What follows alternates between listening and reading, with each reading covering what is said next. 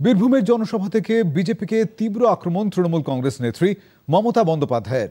রাজ্যে কোনো মতে এনআরসি করতে দেওয়া হবে না বলে জানিয়েছেন তিনি। গণতন্ত্র আমাদের বিধাতা, এটাকে মাথায় রাখুন, এগিয়ে চলুন, গণতন্ত্রকে রক্ষা করতে হবে।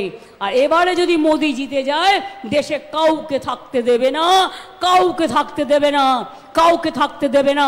নির্বাচন আর হবে না, অধিকার আর হবে না, রাস্তায় চলাফেরা আর করতে পারবেন না, মায়েরা সম্মানের সাথে বাঁচতে পারবেন না, তপশিলীরা তার তপস্যা ফিরে পাবেন না, আদিবাসীরা সম্মান পাবেন না, সংখ্যালঘুদের তো